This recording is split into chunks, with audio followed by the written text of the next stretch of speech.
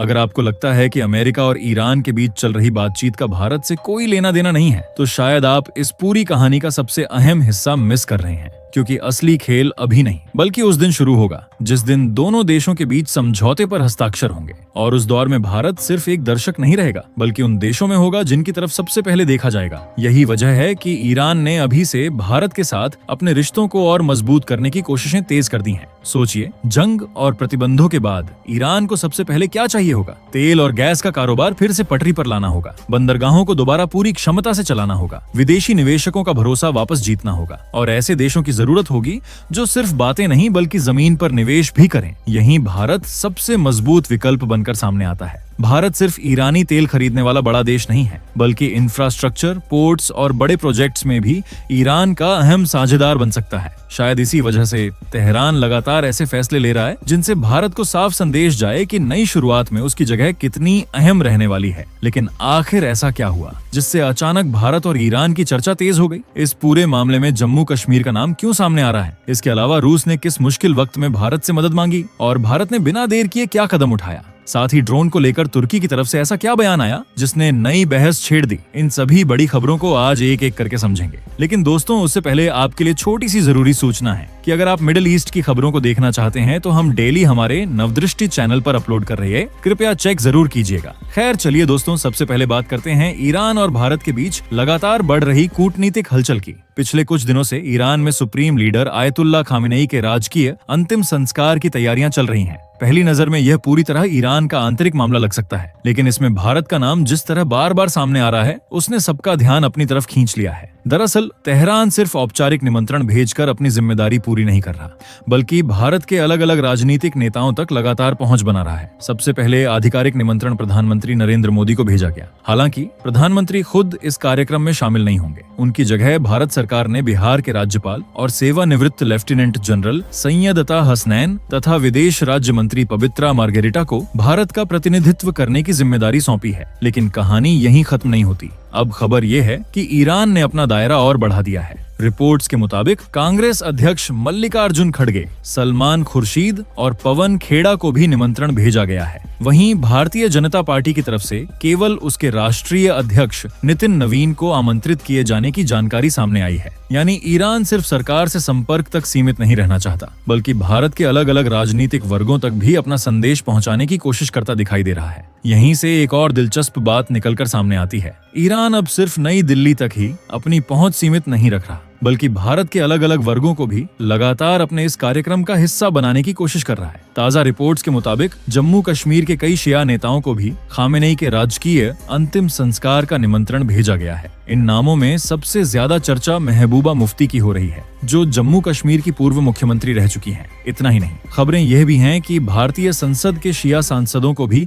Iran की तरफ से आमंत्रित किया गया है। इससे पहले जैन धर्मगुरु आचार्य लोकेश मुनि को भी निमंत्रण भेजा जा चुका है। यानी साफ दिखाई दे रहा है कि ईरान सिर्फ औपचारिकता निभाने के लिए निमंत्रण नहीं भेज रहा, बल्कि भारत के अलग अलग राजनीतिक और सामाजिक वर्गों तक अपनी पहुंच मजबूत करने की कोशिश कर रहा है। अब देखना दिलचस्प होगा कि 4 जुलाई से शुरू होकर 9 जुलाई तक चलने वाले इस राजकीय कार्यक्रम में भारत से आखिर कौन कौन शामिल होता है। लेकिन इस बीच ईरान से जुड़ी एक और बड़ी खबर ने पूरी चर्चा का रुख बदल दिया है। रिपोर्ट्स के मुताबिक दोहा में अमेरिका और ईरान के अधिकारियों के बीच बातचीत का एक नया दौर हुआ है। इसी बातचीत को लेकर अब ऐसी जानकारी सामने आ रही है जिसने इस पूरी डील को एक कदम और आगे बढ़ा दिया है। दावा किया जा रहा है कि अमेरिका ने पहले जो प्रस्ताव रखा था उस पर ईरान ने सैद्धांतिक सहमति जता दी है। मामला उन अरबों डॉलर की ईरानी संपत्तियों का है जो लंबे समय से फ्रीज पड़ी हुई हैं। अमेरिकी प्रस्ताव ये था कि इन पैसों को सीधे ईरान के खाते में भेजने के बजाय ईरान इन्हीं फंड्स के जरिए अपनी जरूरत का सामान खरीद सकेगा, चाहे वह गेहूं हो, मक्का हो या फिर दूसरी जरूरी वस्तुएं। रिपोर्ट्स के मुताबिक ईरान ने इस व्यवस्था पर आपत्ति नहीं जताई है, लेकिन उसने अपनी एक अहम शर्त भी रख दी है। तेहरान का कहना है कि इन फंड से कौन सा सामान खरीदा जाएगा उसका फैसला वॉशिंगटन नहीं बल्कि ईरान खुद करेगा। यानी यह अधिकार पूरी तरह ईरान के पास रहेगा कि किस सेक्टर को प्राथमिकता देनी है और किसे नहीं। इतना ही नहीं, ईरान का यह भी कहना है कि पूरे $6 बिलियन सिर्फ सामान खरीदने में खर्च नहीं किए जाएंगे। फंड्स का एक हिस्सा जरूरी वस्तुओं की खरीद के लिए इस्तेमाल किया जा सकता है, लेकिन बाकी रकम का कुछ भाग सीधे ट्रांसफर किए जाने पर भी बातचीत होनी चाहिए। फिलहाल दोनों पक्षों के बीच इसी फॉर्मूले पर चर्चा आगे बढ़ती दिखाई दे रही है। अब बात करते हैं भारत और रूस से जुड़ी एक ऐसी खबर की जिसने कई लोगों को हैरान कर दिया है, क्योंकि अब तक तस्वीर ये थी कि भारत रूस से बड़ी मात्रा में कच्चा तेल खरीद रहा था, लेकिन अब खबर ठीक इसके उलट सामने आ रही है। रिपोर्ट्स के मुताबिक अब रूस भारत से पेट्रोल और डीजल मंगा रहा है। जी हाँ, रूसी ऑयल कंपनियां भारत को रिफाइंड फ्यूल के ऑर्डर दे रही हैं और भारत से तैयार पेट्रोलियम उत्पाद टैंकरों के जरिए रूस भेजे जा रहे हैं। अब यहाँ सबसे बड़ा सवाल यही उठता है, जब रूस के पास खुद दुनिया के सबसे बड़े तेल भंडारों में से एक मौजूद है, तो फिर उसे भारत से पेट्रोल और डीजल खरीदने की जरूरत क्यों पड़ रही है? असल वजह यूक्रेन युद्ध से जुड़ी हुई बताई जा रही है। रॉयटर्स की रिपोर्ट के मुताबिक लगातार ड्रोन हमलों में रूस की कई ऑयल रिफाइनरियों और फ्यूल इंफ्रास्ट्रक्चर को नुकसान पहुंचा है। इसका सीधा असर उसकी रिफाइनिंग क्षमता पर पड़ा है। यानी रूस के पास कच्चे तेल की कमी नहीं है, लेकिन उस तेल को पेट्रोल, डीजल और दूसरे ईंधन में बदलने की क्षमता पहले जैसी नहीं बची। नतीजा, देश के कई हिस्सों में ईंधन की सप्लाई प्रभावित होने लगी और पेट्रोल डीजल की कमी महसूस की जाने लगी। यही वजह है कि अब रूस ने भारत की तरफ रुख किया है। रिपोर्ट्स के अनुसार रूस चाहता है कि भारत रूसी कच्चे तेल को रिफाइन करके तैयार होने वाला पेट्रोल और डीजल उसे वापस सप्लाई करे। भारत के लिए ये करना मुश्किल भी नहीं है, क्योंकि हमारी रिफाइनिंग क्षमता घरेलू जरूरत से ज्यादा है। यानी जितना ईंधन देश के भीतर खपत होता है, भारत उससे कहीं अधिक रिफाइन कर सकता है। इसी अतिरिक्त क्षमता की वजह से भारत रूस की इस मांग को पूरा करने की स्थिति में है। हालांकि इसे कोई स्थायी व्यवस्था नहीं माना जा रहा। जैसे जैसे रूस की क्षतिग्रस्त रिफाइनरियां दोबारा पूरी क्षमता के साथ काम करने लगेंगी, वैसे वैसे भारत से होने वाली यह सप्लाई भी कम हो सकती है और अंत में पूरी तरह रुक सकती है।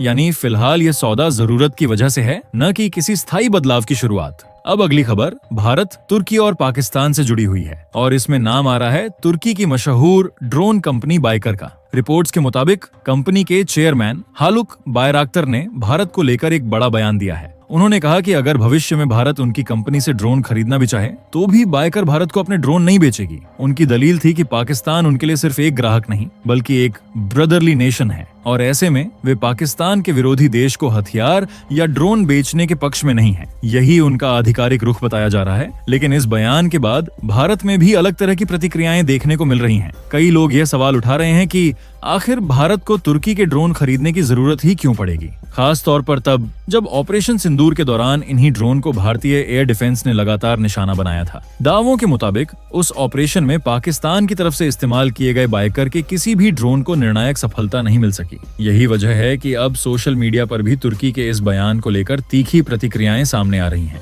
उधर एक और राहत देने वाली खबर अंतर्राष्ट्रीय तेल बाजार से निकलकर आई है। लगातार गिरावट के बाद ब्रेंट क्रूड की कीमत करीब $70 प्रति बैरल तक पहुंच गई है, जबकि WTI क्रूड भी लगभग $67 प्रति बैरल के आसपास कारोबार करता दिखाई दिया। यानी तेल की कीमतें लगभग उसी स्तर पर लौटती नजर आ रही हैं, जहां ईरान से जुड़े तनाव बढ़ने से पहले थीं। ऐसे में अब भारत में भी एक सवाल तेजी से उठ रहा है। अगर अंतर्राष्ट्रीय बाजार में कच्चा तेल सस्ता हो रहा है, तो क्या इसका असर पेट्रोल और डीजल की कीमतों पर भी देखने को मिलेगा? क्या सरकार आने वाले दिनों में राहत देगी या फिर कीमतें फिलहाल ऐसे ही बनी रहेंगी? इसका जवाब तो आने वाला समय ही देगा। लेकिन इस मुद्दे पर आपकी क्या राय है? क्या पेट्रोल और डीजल सस्ते होने चाहिए या सरकार को मौजूदा कीमतें ही बनाए रखनी चाहिए? नीचे कमेंट करके अपनी राय जरूर बताइए। और दोस्तों, ये थी आज की बड़ी खबर जो काफी रिसर्च और मेहनत के बाद हमने आपके सामने रखी है। तो अगर आप हमारी मेहनत को सपोर्ट करना चाहो तो वीडियो को लाइक और चैनल को सब्सक्राइब करके अपने दोस्तों से शेयर कर दें, ताकि उन्हें भी ये जानकारी मिल सके। जय श्री राम।